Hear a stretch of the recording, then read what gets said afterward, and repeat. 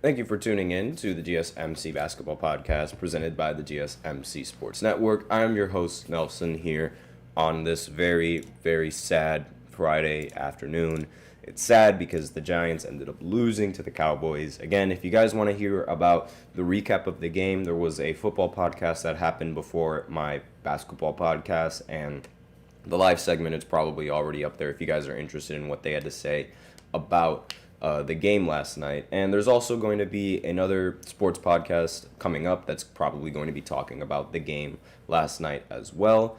And I highly recommend tuning into all of those podcasts. Those podcasts are fantastic. The hosts are great. And, it gives a lot more insight of the game than what I can give you right now because we talking basketball, baby. So the season's around the corner. It's going to be coming back next week, I believe. And now that the season is going to be around the corner, I'm going to be looking at some of the MVP favorites for this next upcoming season. And, again, the games are going to be starting on Friday next week, October 4th. So definitely going to have a lot of fun tuning into those games when they go on. And, again, I'm just going to talk about the MVPs. And then in the second segment, we are going to be looking at the defensive side and see who are the favorites for Defensive Player of the Year.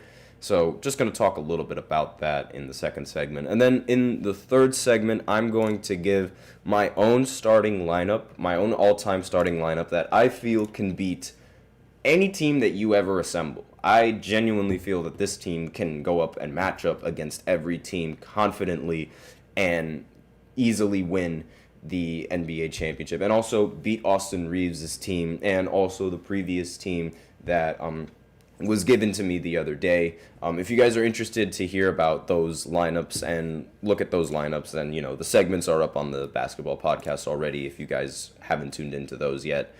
And then in the fourth segment, we're going to talk about which coach has the best odds to win Coach of the Year. So it's all about the odds. It's all about betting odds right now. That's what we're going to be looking at today. We also have a special fifth segment at the end of the fourth segment, so be sure to stay tuned for that if you guys are interested.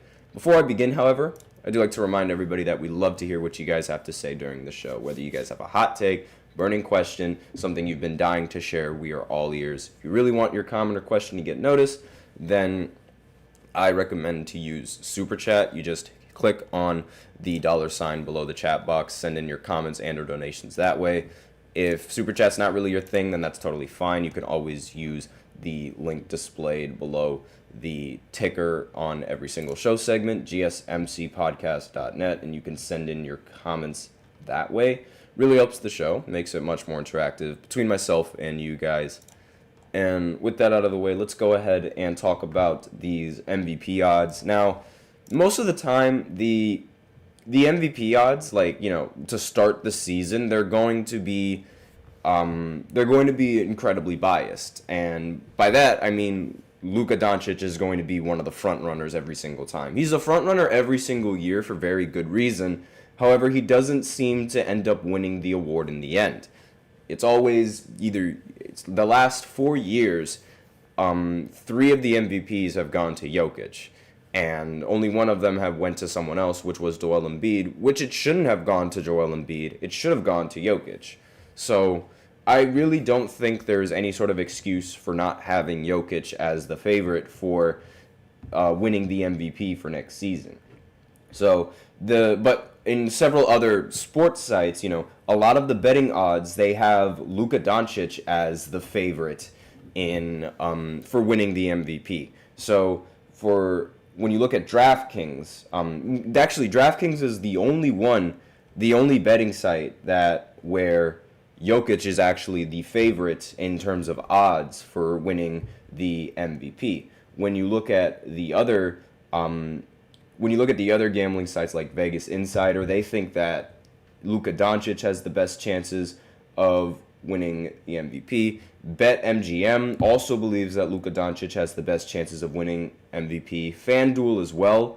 Luka is a heavy favorite for the MVP in this year, even though I think that it should, if you do want to, I think it still should be Jokic. Jokic should still easily be the favorite to win the MVP for next season. And the fact that Luka Doncic has better odds than him to win the MVP, that's sort of a trend. Like every single year for Luka Doncic and every single year for the Dallas Mavericks. It's like they think that Luka is going to finally win the MVP, and then all of a sudden Jokic just has the better team record, puts up ridiculous monster numbers, puts up highly efficient monster numbers as well, and ultimately snags the award for himself. That one year where he didn't win the award was not his fault. It was the voters' fault and some fault of Kendrick Perkins, but not really going to talk about that all that much. Another favorite for the MVP is SGA, and in a lot of sites they all say that they all are very looking forward to SGA, and they really expect SGA to win the MVP in these odds. And Joel Embiid's another one, and Giannis Antetokounmpo isn't as high on the MVP ladder as I would expect. He's right now on this list. He's actually ranked 5th with the the 5th most odds to win the MVP, and I don't know how I feel about that. And the same thing with SGA. I mean, SGA has a rather... I don't want to say they're a great team, but they are a very solid team with a lot of young talent. And, I mean, they did have a Rookie of the Year candidate with Chet Holmgren. They also had very solid second options with the Jalen's on the team. And, yes, SGA was the biggest reason as to why OKC was where it's at. But I don't really think that it'll be enough to sort of undermine Jokic's value and the things that Jokic is able to bring to the table for his team. And not only that, the team record, I obviously the Thunder, they were the best team in the Western Conference, but they were the number 1 seed. However, I believe they had the same record as the Denver Nuggets, at least for a time. I remember there was a little bit of a debate on which team was going to end up getting the number 1 seed towards the very end of the NBA season. It came down to the wire. So it's going to be, obviously team record is a very important factor when you're thinking of MVP, and not just, the individual talent of one player.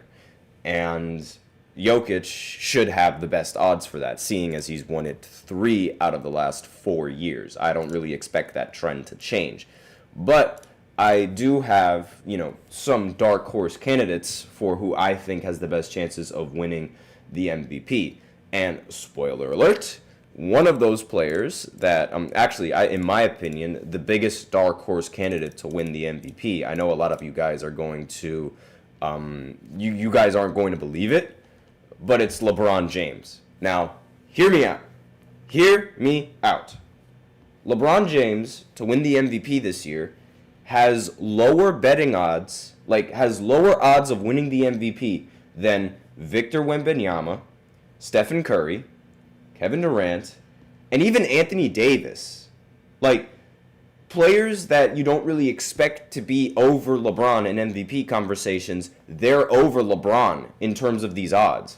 So, if there's anyone that's a real dark horse candidate, it should be LeBron. Because his odds, Jaylen Brown has better odds to win the MVP than LeBron James. Excuse me? Huh? What? And, it's really, again, LeBron, he is coming off, he's being one of the oldest players in the NBA. There's no telling exactly how well he's going to play this next season. We have no idea if the decline for LeBron starts now. Not to mention the new coach that the Lakers ended up getting and the new coaching staff as well. It's a whole new look for the Lakers, and there's a lot of things that are sort of preventing LeBron from being a favorite that he normally is, and a big part of that is age. And I think, the biggest dark horse, obviously LeBron is a big name, but nobody really thinks that LeBron is going to win the MVP anymore, especially since there have been previous years where I feel like he should have won the MVP, but ultimately didn't because team record and also the voters and voter fatigue. Voter fatigue is a real thing, whether you like it or not. And again, lower betting odds to win the MVP than Victor Wembanyama, who actually... Jeremy, who's the host of I believe it is another sports podcast that we do. I recommend tuning into that. But he actually thought that, he said that Victor Wembanyama would be his dark horse candidate for MVP. when I said LeBron, everybody was like, I don't know about that because, he's a big name. But in reality, Victor has better odds of winning the MVP this next coming season than LeBron James has. So my point was not invalid whatsoever. Because I know the doubters with LeBron. I know how the system works, and I know how many people are really expecting Victor Wembanyama to sort of, blossom into that NBA player that everybody expects him to be. And they're not wrong for thinking that. He's phenomenal. And also, Rob, for one of our other podcasts as well, shout out to Rob, and he just started working with us. He's a great guy. Unfortunately, he's a Philly fan. But aside from that, he thought that Jalen Brunson would be a pretty good dark horse candidate to win the MVP. Jalen has better odds to win the MVP than Victor, who, might I remind you, has better odds to win the MVP than LeBron. So if we're talking about dark horse candidates, LeBron is the legitimate dark horse candidate just based off of the odds. Looking at, let's see, what do we want to look at? Let's look at DraftKings. How about that? So DraftKings, they have Jalen Brunson as plus 1,800 in terms of odds. So the way that the odds work is the way I look at it, the number that's closer to zero, or the smallest number that is in the betting odds, is the most likely chance of who's going to win. And so Jalen Brunson, he has an 1,800, and then Victor Wembanyama has a 2,000 betting odds chance, right, in DraftKings. And then here comes LeBron, who has a 15,000. The gap between Jalen Brunson and Victor Wembanyama on MVP favorites is staggering, especially considering how he's LeBron James.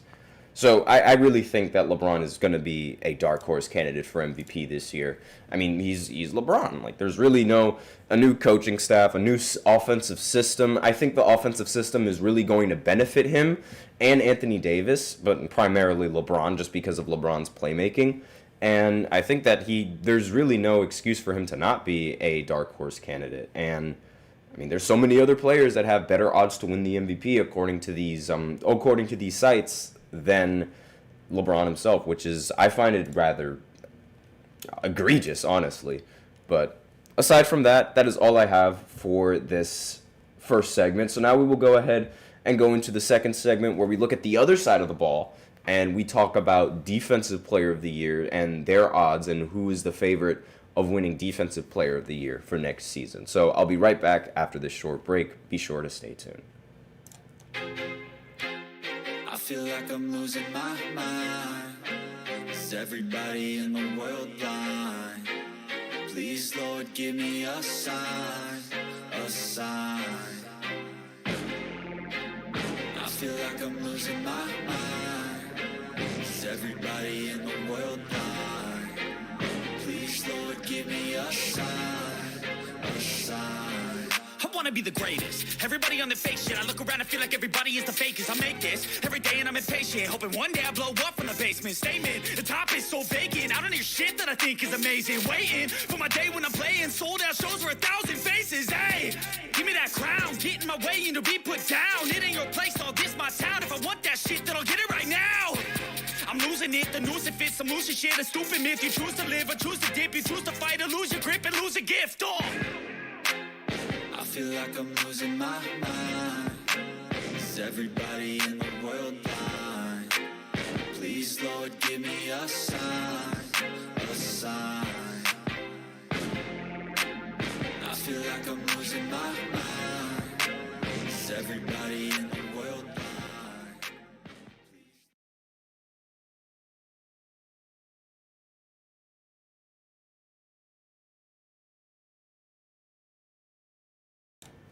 And we are back with the second segment of the GSMC Basketball Podcast presented by the GSMC Sports Network. And in this second segment, we are going to be looking at the players with the best chances of winning Defensive Player of the Year, who has the highest odds of winning Defensive Player of the Year, who I think is the best candidate for winning Defensive Player of the Year, all of that good stuff. So before I begin, however, I do like to remind everybody that we like to hear what you guys have to say during the show, whether you guys have a hot take, a burning question, something you've just been dying to share, we are all ears. And if you really want your comment or question to get noticed, then I recommend using Super Chat. You just click on the $ below the chat box and you can send in your comments and or your donations that way. Super Chat's not really your thing. That's totally fine. You can always use the link displayed below the ticker on every single show segment. It's gsmcpodcast.net, and then you can send in your comments and donations that way.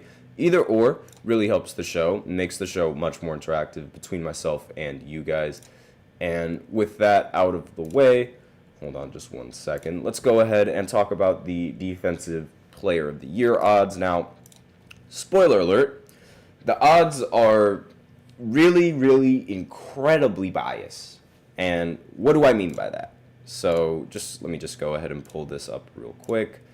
So Victor is the clear-cut favorite to win Defensive Player of the Year. Now, again, I say it's mainly biased because he is the only player that has negative numbers in the betting odds. He is a heavy favorite. Over in DraftKings, he has a minus 180 chance of winning Defensive Player of the Year. In FanDuel, he has a minus 160 chance of winning Defensive Player of the Year. While everybody else, the odds for Defensive Player of the Year are in the positives, and they're well over the 1,000 marker. So Victor should be your clear-cut Defensive Player of the Year for next season, and for very, very good reason. I mean, I feel like Victor should have won Defensive Player of the Year last year, but ultimately a lot of voters ended up voting for the easier, much simpler pick of Rudy Gobert. And a big reason why Rudy Gobert ended up getting picked aside from Victor Wembanyama, I don't know if team record really plays a big part in that, but I do know team defensive performance, like the overall team defense, definitely has an impact on it, because in every single team that Rudy Gobert has been a part of, they've been ranked number one defensively, and they've been ranked very high in terms of defensive presence in the paint. And one could make the argument that that's a team accomplishment, and the team does have very, very good perimeter defenders on the, really solid perimeter defenders compared to the Spurs and Victor Wembanyama, which is part of the reason why Rudy Gobert, got a boost in that. And a lot of people don't really agree with that because at the end of the day, Victor was getting way more blocks in the paint. His defensive presence was much more known in the paint than than Rudy Gobert himself. I mean, again, I brought this up before on a previous podcast, but there was a play where a player on the Denver Nuggets, right? It was number 0. I completely forgot his name. I think his name is Braun. I think his last name is Braun, if I remember correctly. And in a game against the Timberwolves, right, Rudy Gobert was in the paint.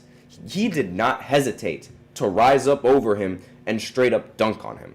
Did not hesitate whatsoever. Yeah, Christian Braun. I just forgot his first name. His last name is Braun. But when Victor was in the paint, he was about to go up. Victor wasn't even in front of him. He was behind him. He was about to go up. He noticed that Victor was creeping around the corner, getting ready for the chase down. And he was just like, nope, I'm not going to take this layup. And he passes it out to somebody wide open for 3. It ends up working because he ends up hitting the 3. But think about it. Rudy Gobert, Defensive Player of the Year, in front of him, does not hesitate to go up on him. But Victor Wembanyama, trailing behind him, no defender in front of him, he refuses to go up. That is huge defensive value. That's a huge defensive presence that nobody else in the NBA has. And he really should, honestly, in my opinion, in this year, he probably should win the award unanimously, assuming he can continue with his streak of blocks and arguably, have a better season since, again, rookie seasons, they tend to be the worst seasons for a lot of players unless your name is Ben Simmons. And everyone is expecting him to sort of make that leap.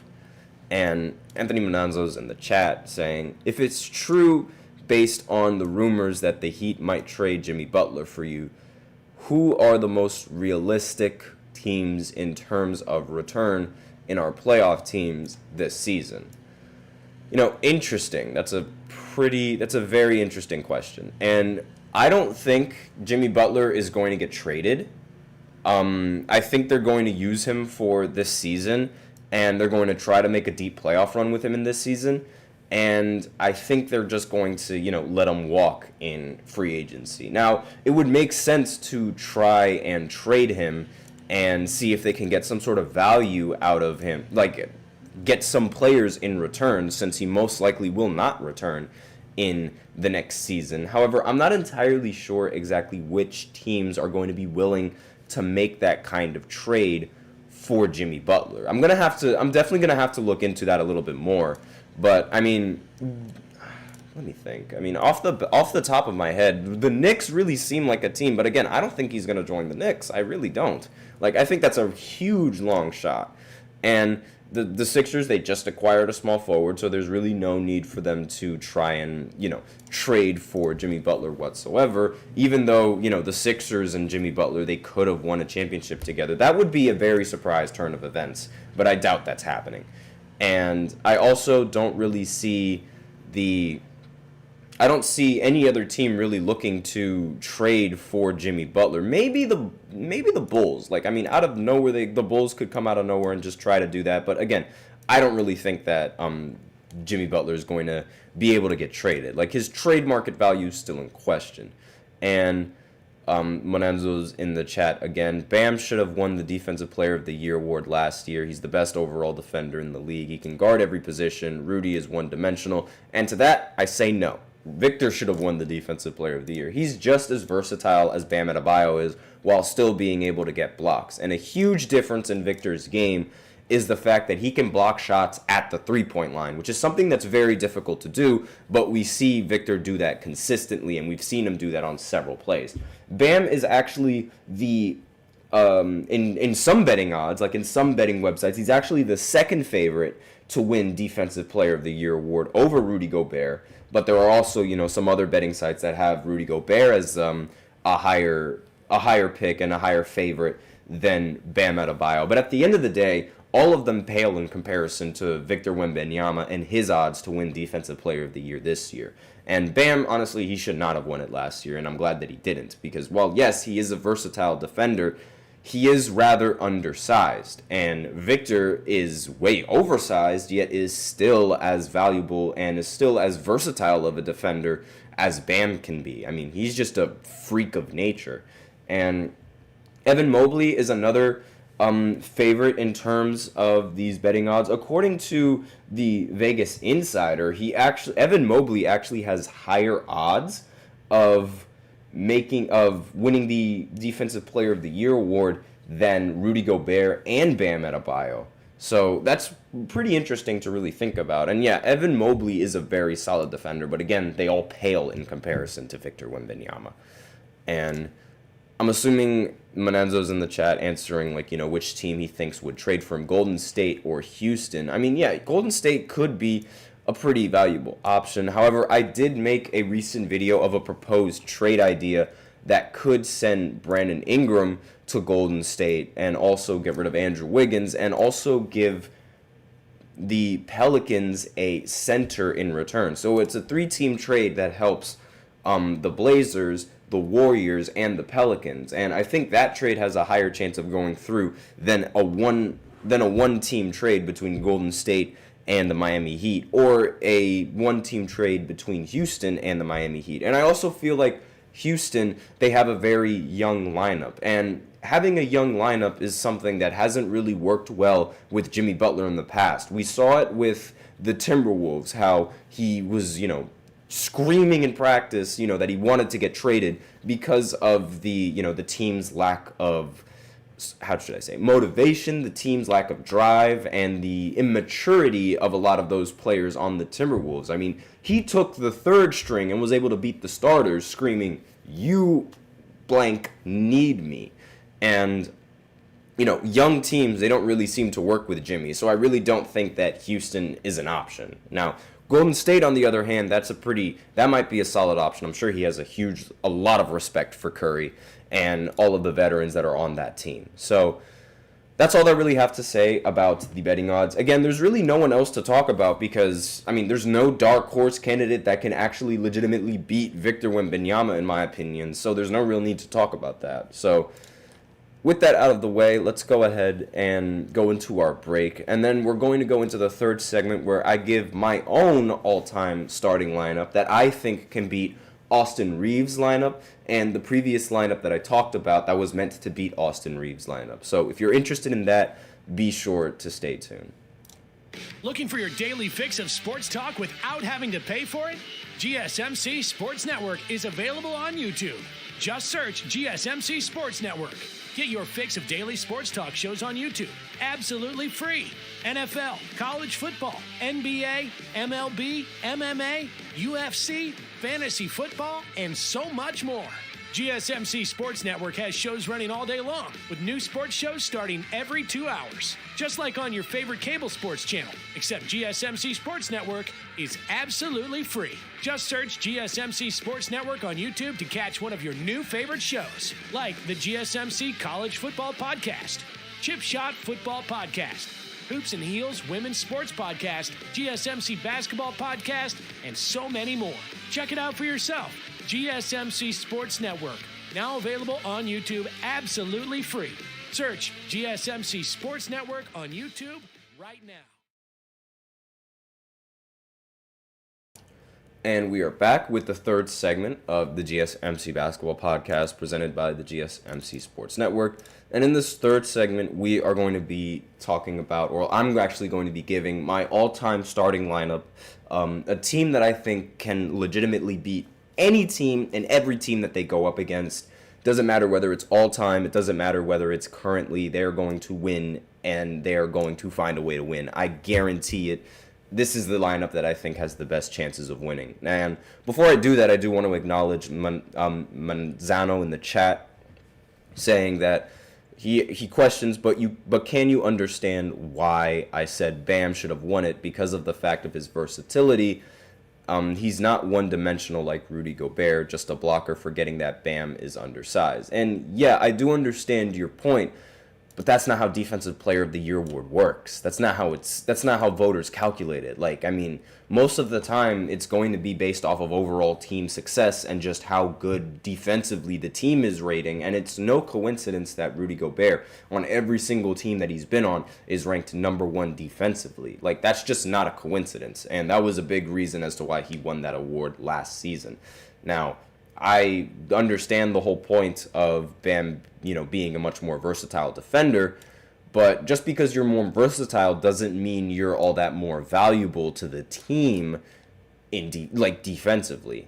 Not only that, he also had more comments. Victor has multiple chances throughout his career, and so I'm assuming he's saying that Victor shouldn't win it because he's still rather young and you should give it to someone like Bam. And to that, I really don't agree because, if a player deserves the award, it shouldn't matter how old the player is. You give that player the award.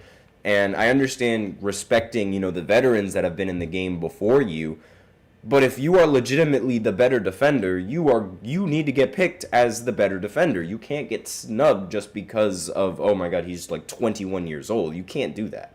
So I disagree with that but that's just my opinion. So onto this starting lineup. And so for a little bit of context, Austin Reeves, the other day, 2 days ago, he made a starting lineup, an all-time starting lineup, and he gave, the reasoning as to why he feels that lineup would end up winning everything, and he feels like it's the best all-time lineup. Now, I'm just going to go ahead and pick I'm just going to go ahead and see exactly what the players were just to be sure.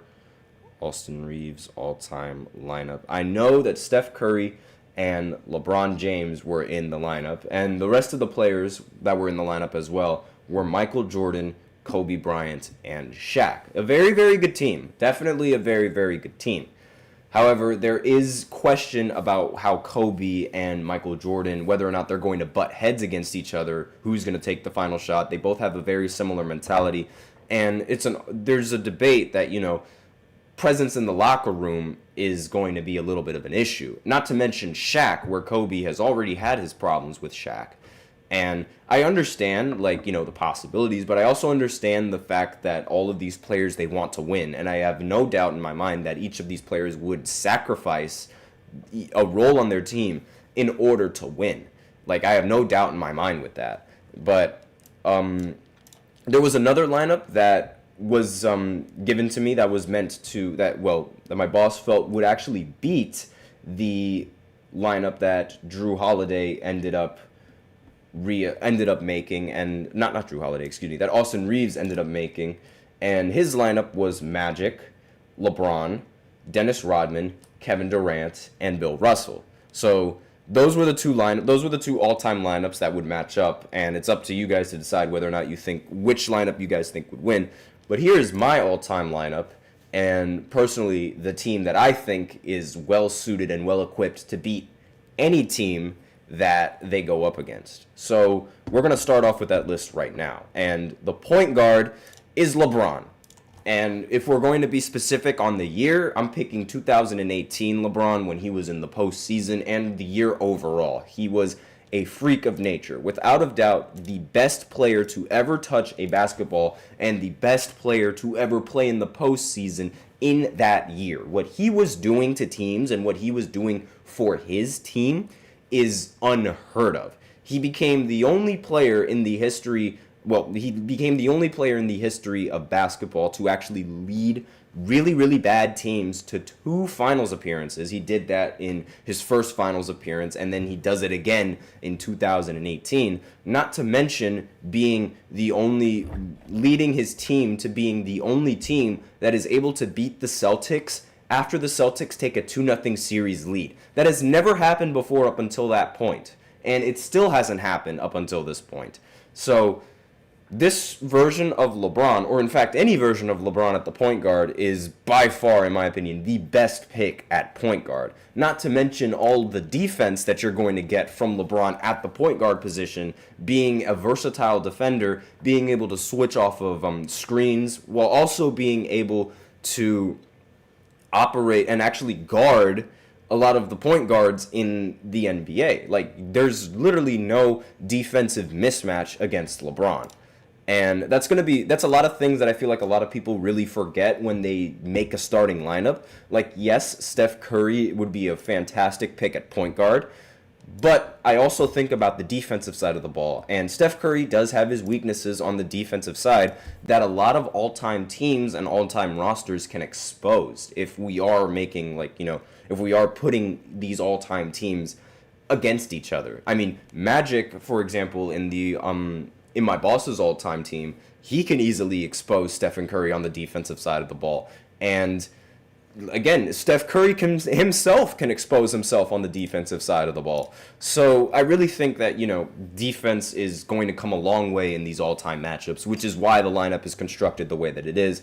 And on top of that, spacing. And the shooting guard is going to be Kobe Bryant. Now, I know what a lot of you are thinking. Why not Michael Jordan? Why put Kobe Bryant there? Well, the reason why I put Kobe Bryant here is because I feel like his game is much more suited for how the modern NBA is played now, and he also had to go up against a much tougher competition in the mid 2000s and in the later 2000s, and going into the 2010s, as opposed to Michael Jordan, where the game had already evolved from the time that Michael Jordan retired, and Kobe was already playing in that evolved league. And not to mention, Kobe's 14 defensive team selections also come a long way. Again, Kobe was a relentless defender and one of the best guard defenders in the history of basketball, on top of being one of the best scorers in the history of basketball. Now,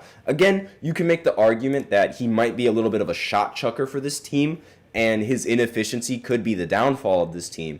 But to that, I say, look at the Olympics and how well he was able to play on a very stacked team. He was able to fill in his role whenever he needed to, and he was a very, very good leader alongside with LeBron James in that Olympic run. So, because of that Olympic run in 2008 and in 2012, proving that he can actually, not be a selfish player and actually play with a stacked and loaded team, this is the reason why I put him at the shooting guard as opposed to Michael Jordan. And a big part of that is because of how Kobe's game is much more adaptive into a more modern scheme, and that's sort of what I'm looking for when creating this lineup, because Kobe can shoot the three ball a lot better than Michael Jordan could. And he could still shoot the mid-range, but again, there's several other scorers on this team that can also shoot the mid-range rather efficiently, one of them being Kawhi Leonard. Now, I know a lot of people are thinking, okay, Kawhi Leonard, I mean, that's a very out there pick, because not many people would have Kawhi Leonard on their all-time lineup. But I would pick Kawhi Leonard in the year of 2018, and what he was able to do for the Raptors in 2018 was astonishing.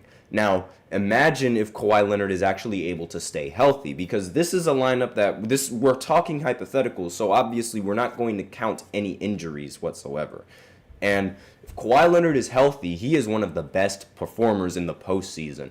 And not only that, but he's also a player that has won Defensive Player of the Year before. And his defense, while it's sort of hindered over the last few years due to injuries and also due to the amount of presence that he requires on the offensive side of the ball, because, I mean, you have to focus on scoring. That's going to take a toll on your defense.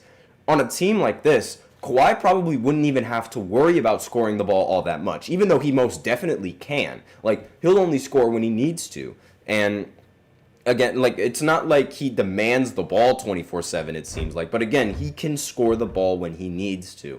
And this would allow him to focus way more on the defensive side of the ball, similar to how he was focused on the defensive side of the ball with his time on the Spurs, and while still being an offensive threat. And if his focus is primarily on the defensive end, again, there is nothing that's stopping him from... There's nothing that's really stopping him from excelling on the defensive side of the court with the stacked team that he's going to have around him in this all-time lineup, which is why I picked Kawhi Leonard. Again, defense is crucial. Next player on this team is Kevin Durant, and he's going to be a player on a lot of all-time teams, sheerly because of just how unguardable he is and how talented he is on the offensive side of the floor. And he's also very good on super teams, so definitely need to put him on here. There's no way that Kevin Durant is going to get double teamed on a team like this. And when Kevin Durant is in a one-on-one situation, almost every single time he's able to shoot over the defender and score. And he's arguably the weakest defender on this entire list. So when your weakest defender is Kevin Durant, I think you have a very solid defensive team. And again, Kobe, LeBron, Kawhi, one of the things that's going to be rather underrated about this team is the ability to switch and the ability to guard every position. Kobe is able to guard the 1 through the 3 just perfectly fine. LeBron can guard the 1 through the 5. Kawhi can guard the 1 through the 4. Kevin Durant can guard the 1 through the 5. And the next center available, he's mobile enough to be able to stay in front of a lot of perimeter players. Obviously, not to the best, because his main presence is in the paint. And again, he can provide the defense in the paint, the center that's going to come up. I'm not going to spoil that yet. But Kevin Durant being the weakest defender on this roster is, in my opinion, a very solid team. And you can make the argument that he's not even the best offensive player on this roster. And you really have to have Kevin Durant. And the next player on this list at the center position is going to be Tim Duncan. Now, a lot of people are going to question why Tim Duncan and not someone like Shaq or maybe someone like Hakeem or someone like Bill Russell. And that's mainly because of Tim Duncan's defensive versatility and, being able to guard the center, being able to guard the power forward, arguably he's very good on pick and roll defenses. He's he is the best power forward in the history of basketball. He was also a very good center. In fact, I believe one time when he played center for the Spurs, he almost had a quadruple-double in blocks, and in the postseason. And he was a phenomenal player, and playing on the Spurs team, he was part of a system meaning that he doesn't necessarily need to touch the ball all that much on this team to be effective. He can play within the system and be just fine. He might be the weakest player on the offense, but he also might be the strongest player on the defense because of his rim protection and his ability to guard the pick and roll and, his length, his versatility, his quickness. Not to mention, he's also a very, very good post player. And the spacing that he provides as well, being able to space the floor and, not shoot the three that efficiently, but actually shoot a deep mid-range rather efficiently, that is going to come a long way for this team. And again, you don't even have to shoot the mid-range. He can get an easy bucket in the post just fine. So I think this lineup has the overall best combination of defense, the best combination of offense, the best combination for spacing, and the overall will to want to win the game, and the overall will to want to win championships. And again, the leader of this team is going to be the king, LeBron. I mean, he is going to be able to create plays. He's going to be able to create looks to so many of these players, and Kobe will be able to work in the isolation, and Kobe, whether you guys want to believe it or not, he will actually pass the ball to players that have the same work ethic as him, Kawhi Leonard, Kevin Durant, and LeBron James being fantastic ball players. He's going to know what it takes to win and how to find use out of them. Same thing with Kawhi Leonard. He could be focused more on the defensive side. Being able to switch with every single player on this team is a serious problem for a three-point shooting team, because if you have a team that really takes a lot of threes, this lineup with Kevin Durant and LeBron, Kobe and Kawhi Leonard, it's so easy to switch, because imagine if you're Steph Curry, just for lack of a better term, on the perimeter going in trying to get a screen, right? So let's say the power forward decides to set the screen. All right, LeBron, who's going to be on Curry, he's going to get switched on to Kevin Durant. So more screens would come. He'll get switched on to Kawhi. More screens would come. He'll get switched on to Kobe. And more screens would come. Arguably, Tim Duncan would be the weakest defender out on the perimeter.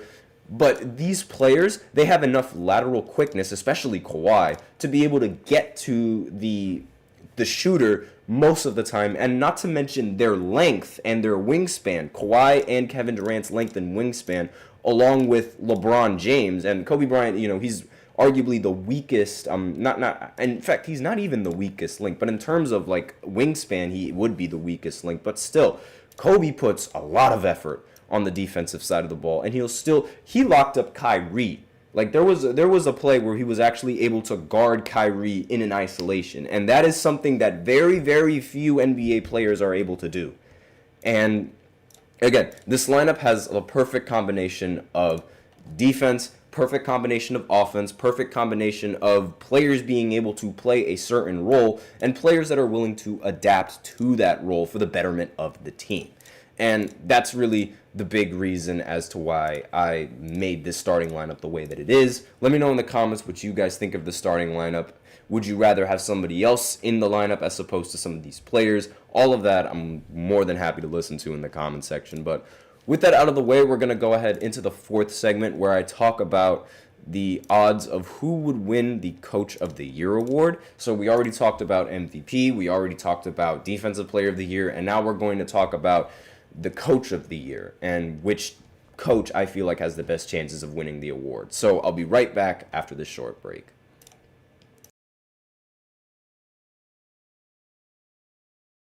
For the best and latest podcasts available anywhere, go to the podcast app on your cell phone and type in GSMC to access free content-rich podcasts on health and wellness, book reviews, sports, entertainment, relationships, social media, movies, technology, finance, and even weird news. Subscribe and download the GSMC Podcast Network's family of shows, available everywhere podcasts are found.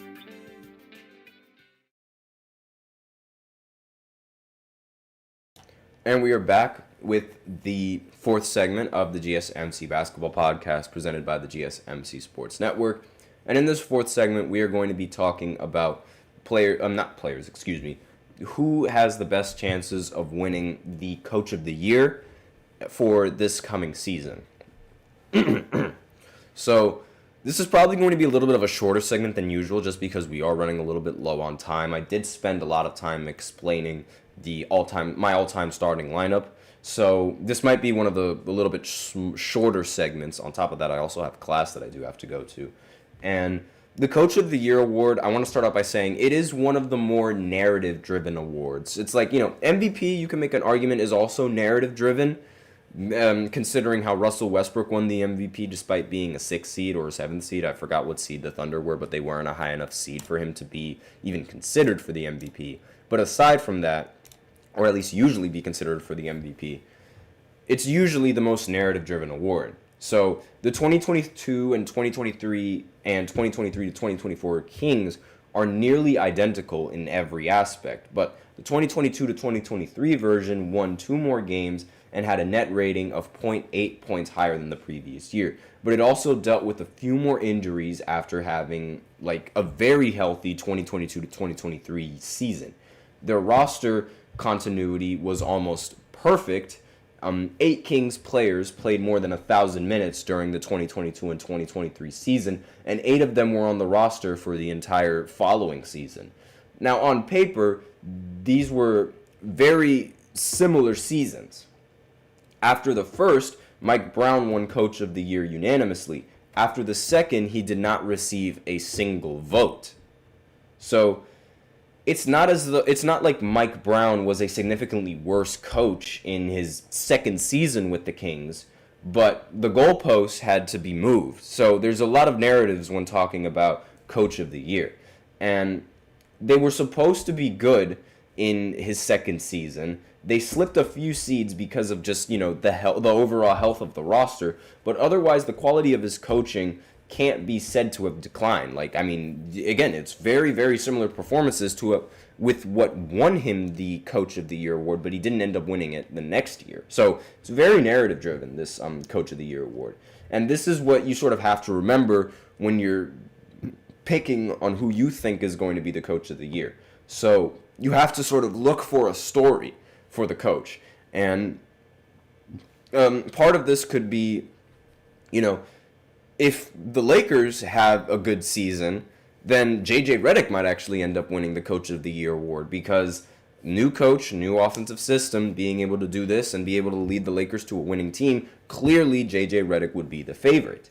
And so it has to be like a very specific kind of story in order to draw that narrative out on who wins the Coach of the Year. And Scott Brooks in 2010, he led a top 4 seed, and 9 of those 13 winners had been the number 1 seed. But once you trim the field down to those winning teams, the winner almost always comes from an unexpected team. OKC's preseason win projection was 44.5 a season ago. They won 57, became the youngest number 1 seed in NBA history. And this is sort of a model that CBS, according to this article, is looking for, and what you should be looking for in terms of who should win Coach of the Year. There needs to be some sort of narrative, and if there is no narrative, then you're probably not going to win Coach of the Year. Now, the favorites to win the Coach of the Year the big favorite is Joe Mazzulla. It seems like a likely pick, seeing as Boston won 64 games a year ago, and only 28 teams have ever been able to do so. And the only teams to repeat the that record and actually accomplish that feat was the 2015 to 2017 Golden State Warriors and the 96-97 Chicago Bulls. And Kristaps Porzingis is going to be hurt opening up this year, and Al Horford is now 38. Boston remains dangerous, and they still remain a very dangerous team, especially in the postseason. So the regular season is likely to be a bit more normal, but if it isn't, Mazzulla becomes a runaway favorite.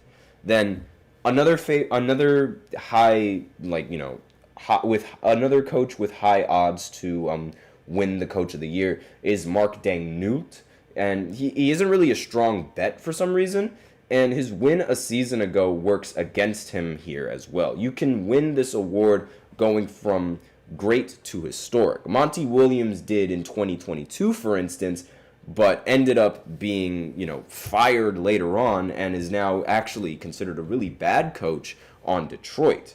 And there also is Nick Nurse, who is another favorite to win the Coach of the Year, and he falls into sort of a not great pick, but still a rather solid pick, depending on, how good the 76ers can actually legitimately perform in this. So really, determining the Coach of the Year is going to have to be determined by, the narrative. And it's really tough to find one now, especially since we have a 0-game sample size.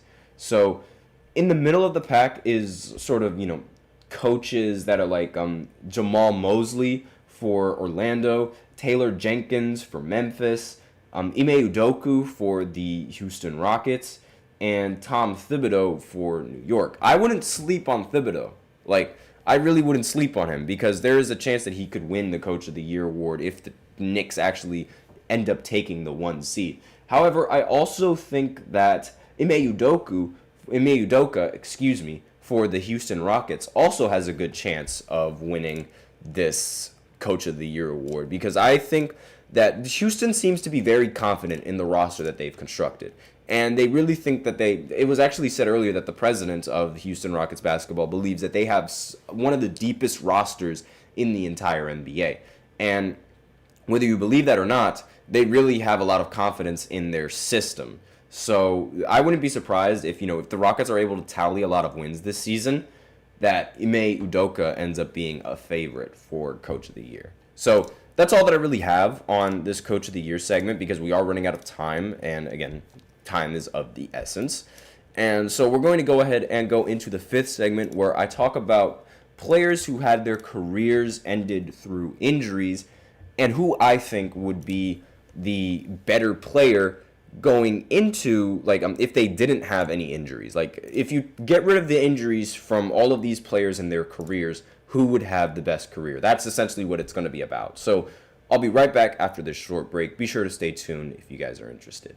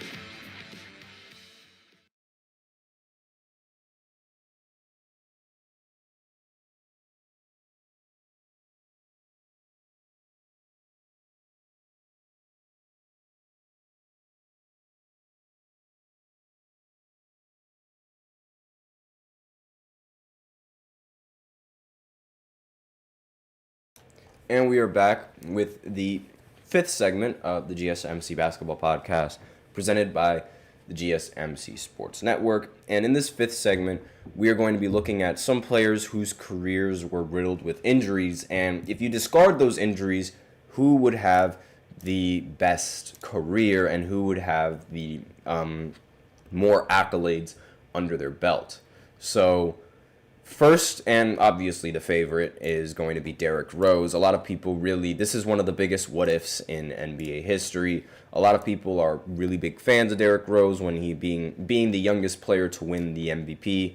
In my personal opinion, he shouldn't have even won the MVP. The big reason why he won that MVP was because a lot of people were still upset at LeBron for joining Miami. Despite that, I do think that LeBron was still the best player on the court and still the best player in the NBA, despite what the naysayers may say.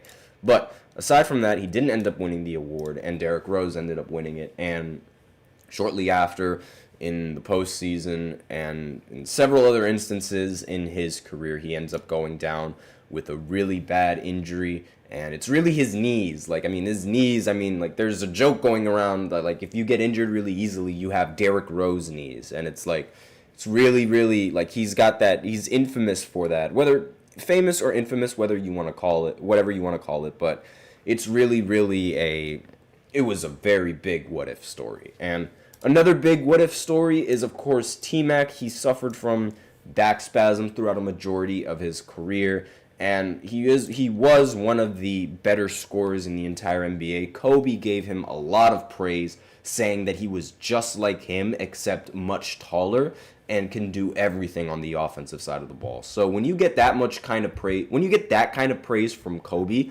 being one of the very few players that Kobe could not figure out, that it really means that means a lot, and it must mean that you are a baller. And one of the biggest problems and one of the biggest stigmas around Tracy McGrady is his playoff performances, which is why I don't really think he would have had that much of a good career compared to everybody else on this list, because his playoff performance was terrible, and it's been terrible. He's never, once as the number one option or the number two option, made it past the first round. And you can make the argument that, the team just wasn't as good around him, but a lot of it has to do with his own performance in these crucial games when the team desperately needs them and when it matters most. And I'm just going to pull up his game log real quick to show you exactly what I'm talking about. And, excuse me. But let's see. So in 2003, in the first round of the postseason, he blew a 3-1 lead, and this was the first 3-1 lead that Doc Rivers blew as a head coach. Now, in Game 5, the big closeout game, they lost by 31 points. T-Mac had a box plus-minus of minus 25, ended the game with 19 points, shot 8 for 20 from the field. He ended up picking it up in the next game, but they ended up losing by another blowout by 15 points. And then in Game 7, in the elimination game, he only scored 21 points, shooting 29% from the field, which is really, really bad, and in case you guys couldn't figure that out. Now, in 2005, you can make the argument that it wasn't his fault that he ended up losing in the postseason. However, he didn't really play that efficiently in the final game in Game 7, once again, shooting 14% from 3, 38% from the field. And this is a very common trend for T-Mac. He went up 2-0 in the series and then ended up losing 3 straight. In the next playoff appearance in 2007, ended up winning the first 2 games, again ended up losing the next 2, won in Game 3, so he had a 3-2 lead in the series, and then ended up losing in the final 2 games. Then in 2008, he dropped 40 points in the elimination game, yes, but he still lost by 22 points. It's just crashing and burning in the postseason was a very common trend for his teams and for the rosters. And you can make the argument that a lot of plays T-Mac did not capitalize on it. So another player on this list is Yao Ming, made the All-Star team in every single year that he played in, and he was another player that was riddled with back injuries. And I think that he definitely has the most potential out of every single one of these players. And really, not necessarily the impact that he had on the defensive side in this era was very, very, you could see. And on top of that, just being so much taller than a majority of the centers makes him an easy mismatch for a lot of players. Another player that had his injuries, ruin his career, Brandon Roy, probably one of the more underrated players in the history of the NBA. And a lot of people don't really talk about him, mainly because of the injuries that he's had throughout his career. He's had a very, very short career, but he, in my opinion, incredibly underrated. And Portland might have been a very, very solid team if it weren't for his injuries. In the only playoff series where he actually started in every single game in 2008 and 2009, he ended up averaging 26 points per game, 45% from the field, and 47% from the three-point line, while he only took 2 threes, sure, but still, well, 3 threes actually, like, because the three-point average is 2.8, but still, that is a very, very good shooting percentage coming in from Brandon Roy. And Brandon Roy, of all of the players here, is arguably, the weakest one, and I don't really think that he would have a much better career. Like, I think his career would have been similar to T-Mac's a little bit. So, really, the conversation comes down to either Derrick Rose, who legitimately won the MVP, and Yao Ming. And I want to say that it's Derrick Rose, but I really feel like Yao Ming would have had a much better career than, if his injuries didn't affect him, than Derrick Rose. I know that's rather crazy to say, seeing as Derrick Rose won the MVP as being one of the younger players in the league, but that's sort of just how I feel about it. And just the value that I saw, that I've seen Yao Ming, come across, just thinking about a 7'5" center, I feel like I'm more confident in Yao Ming's game and his consistency as opposed to Derrick Rose and his consistency. I mean, yeah, Derrick Rose in his MVP season was fantastic, but I also don't really think that he should have won the MVP in that season. And I know that's rather crazy. A lot of people are going to think that's rather ludicrous to say, and I have no doubt that he would have had a fantastic career had injuries not robbed him. But I mean, aside from that, I'm just not that much of a fan of Derrick Rose. I really don't see the explosiveness coming to I totally understand his game. I don't know, I'm not that confident with Derrick Rose having a better career, because I feel like there would have been other point guards, regardless of Derrick Rose and how good he was, that would have eventually overshadowed him. And not only that, I also think that Derrick Rose, he would not have advanced nowhere in the postseason. I really don't think that Derrick Rose would have advanced any farther in the postseason than what he did, mainly because LeBron James exists. I firmly think that LeBron would still make 8 straight finals appearances, regardless of whether or not Derrick Rose is healthy or not. And that is going to take a toll on Derrick Rose's legacy and his career if he didn't get injured. Because playoffs are everything in the NBA. Playoffs are everything. If you cannot meet the moment in the playoffs, then you aren't going to be remembered as you're going to be remembered as a solid player, but as an all-time great player, you're not really going to be remembered by it as much. And I think the consistent playoff losses to LeBron that would have happened to Derrick Rose, we're going to affect his legacy. Same thing with how LeBron eliminating the Raptors and DeMar DeRozan all the time is a stain on DeMar's legacy. And that's really why I think, Yao Ming would have had a much better chance, because I feel like he would have been able to lead his team a little bit farther in the postseason. Part of the reason because he wouldn't have to deal with LeBron all the time, but also because, I feel like his game would have been a little bit... I feel like he would have been able to just score on essentially everybody since he has such a huge height advantage. But that's just me. And I leave that up to you guys to decide in the comments. And that's all that I have for today. I am so hungry. And I also have to get ready for class. So thank you so much for tuning into the GSMC Basketball Podcast presented by the GSMC Sports Network. Support means a lot to us, so please remember to subscribe to the show, leave a positive review. It really makes a difference. We also invite you to follow us on Facebook, Twitter, TikTok, and Instagram for more content and updates. As usual, please remember to use the link displayed below the ticker on every show segment, gsmcpodcast.net. You can send in your comments and or donations that way, or you could use Super Chat. And if you do that, your comment is guaranteed to get featured on the next show. That's all that I have for you guys today.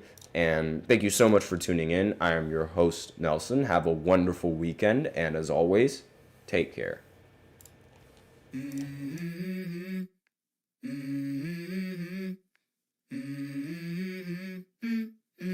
Let's go.